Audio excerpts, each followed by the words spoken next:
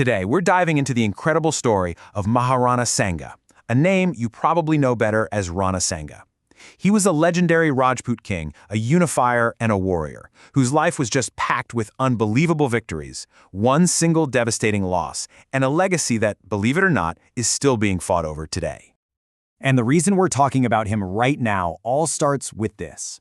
An absolutely explosive claim. A member of parliament recently stood up and called Rana Sanga a traitor, saying he was the one who invited the Mughal emperor Babur to invade India. And as you can probably guess, that statement has lit a firestorm of protests and fierce debate. So, the big question is there any truth to this? Any truth to this charge at all? Well, to even begin to answer that, we first have to understand the man himself. So this is the core of our investigation today. Was one of the greatest heroes of Rajputana secretly a traitor, or is history being twisted for modern-day political points? Let's dig in and follow the evidence.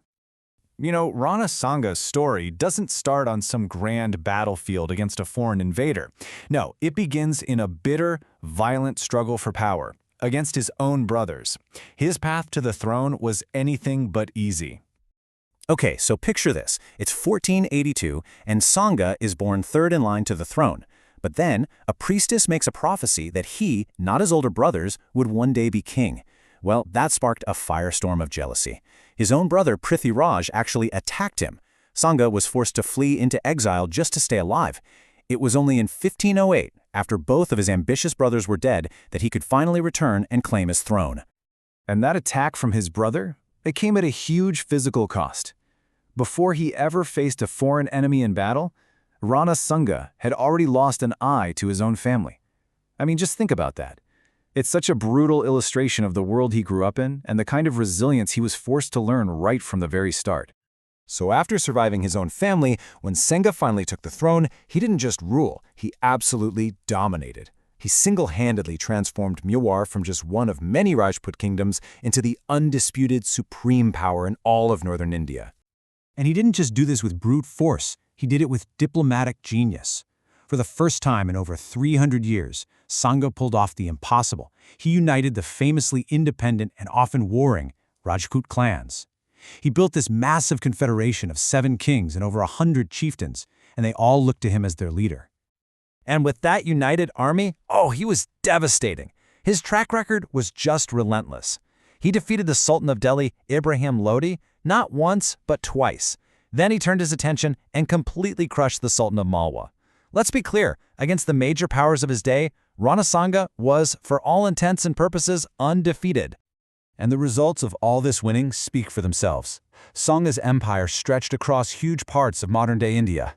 He abolished the jizya, which was a discriminatory religious tax on Hindus, and he firmly established himself as the undisputed #1 power in the entire region. This was Rana Sanga at the absolute zenith of his power.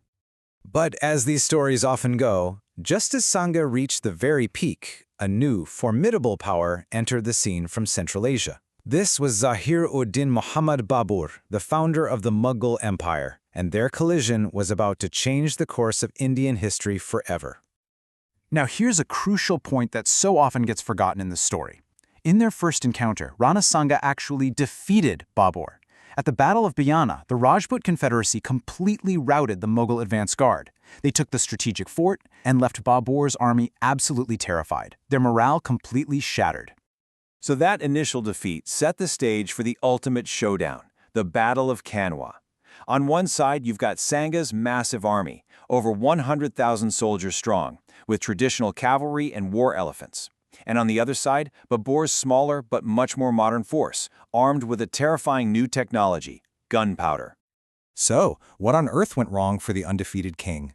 Well, it was a perfect storm.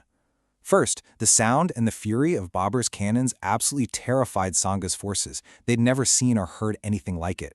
Second, Babur was a brilliant propagandist. He declared the fight a jihad, a holy war, to rally his demoralized troops. And then, the final devastating blow. A key ally, Silhadi Tomar, betrayed Sanga and switched sides right in the middle of the battle.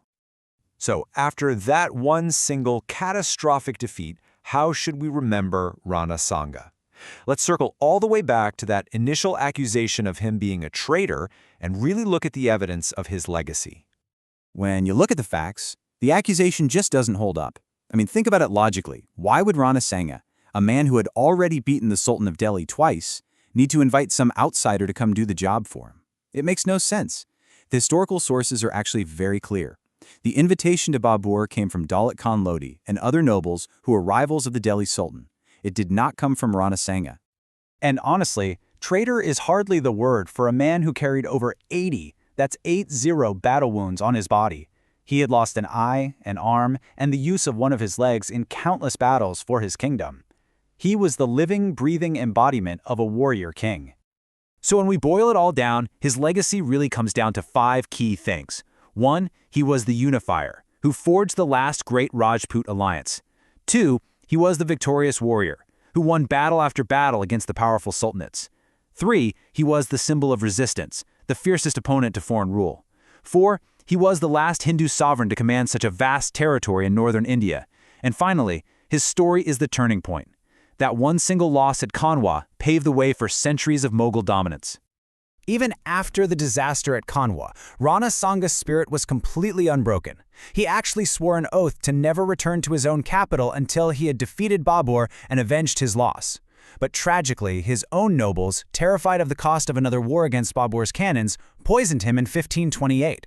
He died not at the hands of his enemy, but at the hands of his own fearful men. And that really leaves us with this final, lingering question. Rana Sanga was victorious his entire life, winning for decades, yet his story is so often defined by the one battle he lost. It really makes you wonder, doesn't it? How history gets written and how a single day can completely overshadow a lifetime of unbelievable achievement.